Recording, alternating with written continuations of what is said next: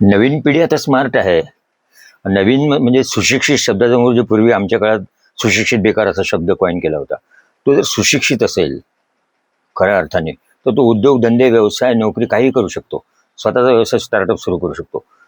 मग तो बेकार कसा काय? कारण सुशिक्षित असेल तर बेकार शब्द लावायचा नाही त्याला. मग किंवा तुम्ही कुशिक्षित बेकार असं म्हणू शकता. आम्ही नागपूरला UPSCच्या एक्झामच्या वेळेस घटिया एज्युकेशन के नतीजे अशी शिवी काढली होती, की जर तो सुशिक्षित असेल ना खरा, तर तो बेकार शब्द त्याला जोडायचाच नाही. मग त्याने शिक्षणही बदनाम होईल, तो स्वतःही बदनाम होईल. आजकाल जमाना खूप बदललेला आहे. त्यामुळे आपण जर सुशिक्षित असू तर बेकार असू शकत नाही. कारण उद्योग, धंदे, व्यवसाय, नोकऱ्या तो काही काहीही करू शकतो. काहीच नाही मिळत तो स्वतःचं काहीतरी सुरू करू शकतो. त्याला सुशिक्षित म्हणतात आता नवीन. कारण मी व्यवसाय शिक्षणासाठी काम करत होतो. आता रोटरी क्लबची एक योजना आहे. त्याच्यात आमचे अनिल भोसले आहेत प्राध्यापक. ते डेक्कन इंजिनिअरिंग सोसायटीमध्ये काम करतात. पूर्वी आमच्या संस्थेतही होते. नंतर मग मराठवाडा मित्रमंडळात काम केलं त्यांनी. ते रोटरी क्लबसाठी काम करतात. त्यांची एक योजना आहे की ते 10 स्किल लिहून काढायची. आपल्याला काय काय येतं. कारण आता जगात जसं असणार जो वॉन्टेड मुलगा आहे, म्हणजे ज्याला काहीतरी येतं, तो हे राहील, त्याची गरज राहील लोकांना. आणि जो नुसता सुशिक्षित आहे आणि म्हणजे ज्याला काही येत नसेल त्याला बेकार म्हणतील लोक आता. म्हणून सुशिक्षित लोकांनी त्या शब्दासमोर सुशिक्षित बेकार असं लिहू नये. एक तर कंसात्मक कुशिक्षित बेकार आहे तो. लिहूच नाही ना, कारण बेकार म्हटलं की त्याला कोणीच विचारणार नाही आता. आपण पूर्वी असं मी बेकार आहे मला नोकरी द्या असं नाही होणार आता. मी कामाचं आहे. कामाच्या माणसाला म्हणजे मी कामाचं आहे सिद्ध करावं लागेल आता. बेकार माणसाला कोण नोकरी कशाला देणार आहे? ते गव्हर्नमेंट त्या पॉलिटिक्ससाठी तो शब्द योग्य होता. सुशिक्षित बेकारांच्या झुंडी, मग त्यांचे मोर्चे काढायचे. ते राजकारणासाठी ठीक आहे ते सुशिक्षित बेकार शब्द. म्हणून सुशिक्षित लोकांनी कधीही आपल्या नावासमोर बेकार शब्द लिहू नये. आपण बेकार नाही आहे. कारण उद्योग, धंदे, व्यवसाय करताय ना, स्वतःचं काहीतरी करताय ना, त्याला सुशिक्षित म्हणतात आता. कारण व्यवसाय शिक्षणाचा उद्देशच तो होता की तो नोकऱ्या देणारा होणार होता. कमीत कमी देणारा नाही तर बेकार तरी म्हणून नाही त्यांनी.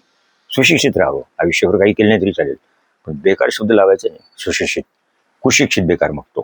म्हणजे आता जो बेकार असेल तो समजायचा की तो कुशिक्षित आहे. आणि कुशिक्षणाला जबाबदार शिक्षण संस्था पण असू शकतात, शिक्षक असू शकतात, आम्ही असू शकतो. त्यामुळे ते सगळं आता बदलणार आहे.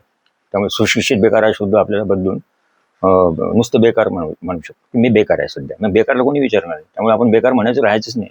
10 गोष्टी काहीतरी आल्याच पाहिजे आपल्याला, ते आपल्याला शिकायचे आहे. जर नाही आल्या तर त्याला आपल्या शिक्षण संस्था जबाबदार असतील, आपण स्वतः जबाबदार असू. जसं मी स्वतःही काही बऱ्याच गोष्टी शिकवू शकतो ना. म्हणजे शाळेत न जाता पण शिकता येतं. लता मंगेशकर एकच दिवस शाळेत गेली होती, पण ते केवढ्या मोठ्या झाल्या. त्यामुळे शिक्षण हे नुसतंच शाळेत गेलं म्हणजे शिक्षण असं नाही. आता 10 स्किल आलं पाहिजे. मला ती रोटरी क्लबची ती योजना आवडलेली आहे. मी त्यासाठी काम करतोय. त्याचं फॉर्म आहे, त्याच्यामध्ये लिहून काढायचं की आपल्याला ह्या 10 गोष्टी येतात आणि पासपोर्ट नंबर पाहिजे, ते आपल्या खिशात ठेवायचे नाही. ह्या 2 गोष्टी मला येतात, माझा पासपोर्ट तयार आहे. जगभर डिमांड आहे. त्यामुळे सुशिक्षित बेकार हा शब्द बदलून आता वापरायचंच नाही. तसं म्हणायचं नाही सुशिक्षित बेकार. सुशिक्षित बस संपलं. तुम्ही म्हणजे नोकरी करा नका करू, कामाला घरात झोपले तरी चालेल, सुशिक्षित म्हणून झोप. तर सुशिक्षित बेकार शब्द हा बदलावा लागेल. आणि आमच्या व्यवसाय शिक्षणाचं ते हे आहे की तो उद्योगधंदे व्यवसाय करणाराच मनुष्य तयार व्हायला पाहिजे. कारण जग बदललेलं आहे आता. आणि नोकरी त्यालाच मिळेल की जो कामाचा मनुष्य आहे. बेकार लोकांना नोकरीच मिळणार आहे. त्यामुळे बोलून नेतील मग कामाच्या माणसाला की मला 10 गोष्टी जरी येत असतील आणि त्या जर त्या एम्प्लॉयरच्या कामाच्या असतील, घरून बोलून नेतील. आणि पासपोर्ट नंबर पाहिजे. जगभर डिमांड आहे कामाच्या लोकांची. तर जग बदललेलं आहे. जगात 2च प्रकारचे लोक असणार आहेत, कामाचे आणि बेकाम किंवा बेकार. Thank you very much. आज कॉफी पितना सफिशियंट.